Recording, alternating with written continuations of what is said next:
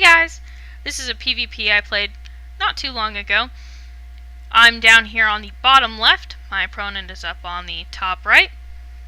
Like many of you, I was put back in the Bronze League when Blizzard redid their ladder system so that it's, I believe 40% of all players are in the Bronze League now. And this is a game I really wanted to save because my opponent up here is actually a Gold League player. I was sort of surprised that they matched me up against this person. But I was really excited too because I figured I would just play as well as I could. Probably lose, but hey, maybe not. And then later go ahead, look at the replay, and hopefully find some ways that I could really improve and maybe steal a few tricks from them, which you'll see in this video I very much do. The first of which I'm going to go ahead and make note of is I hotkey my Nexus, or at least I used to, as 1, and just a probe for scouting as 0. I still hotkey that scouting probe as 0, but the Nexus I now hotkey as 5, because it's far easier to control your army in special buildings, at least for me, with the first couple hotkeys. So now 1 is a large contingent of my army, 2 will be special buildings such as robotics bay or whatever tech you're going for. 3 can be special buildings or buildings with upgrades, etc. And then I can just easily press 5 to go to my Nexus and chrono boost things as needed, or to build probes or whatever. I already want to point out, and I'll go ahead and pause here, I have just a couple pylons up here to keep everything powered, and around them are clustered 3 gateways and my cybernetics core. In a minute I'm going to have a Twilight Council and a Robo up too. But you'll note that since they're clumped up like this, while I have them away from the ramp enough that I can get that sort of defender's advantage, they don't actually help me control the space within my base.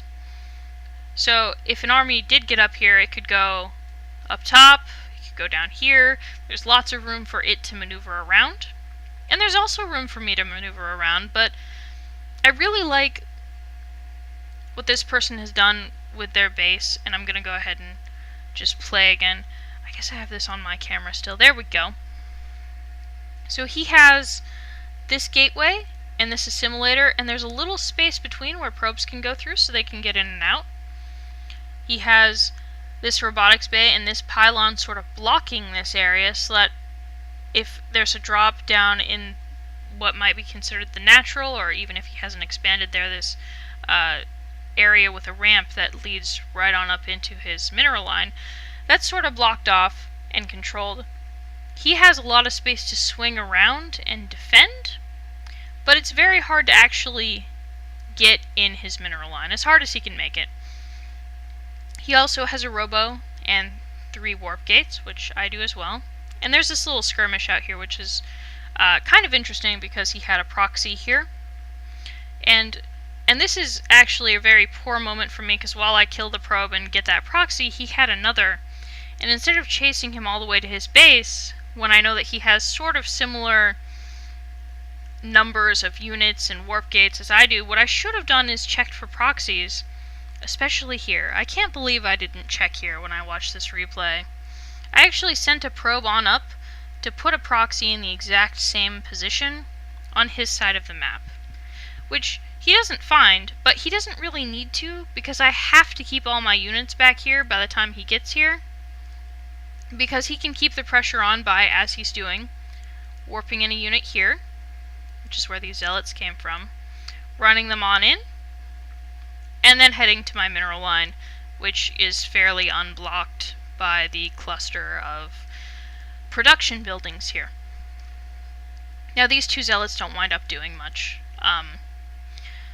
In fact, I don't even think the game notified me when I was playing. I just wound up killing them. They killed a zealot of mine, I killed those 2, it wasn't a big deal. I pull my army back, but he still has this nice proxy where he can continually apply pressure at me And now I'm kind of stuck on the defense, which is not where you want to be. You'll note that our money's staying pretty low. We're both doing a good job of that, so yay us. I have a Twilight Council and I got Zealot legs.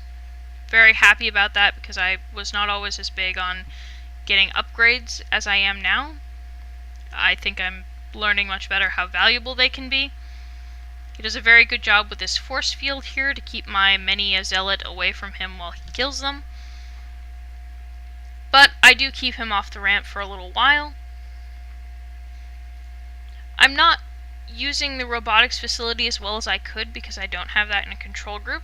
And switching my control groups to, as I mentioned before, having this being 2 or 3 makes it way easier to queue things up and keep track of what's going on.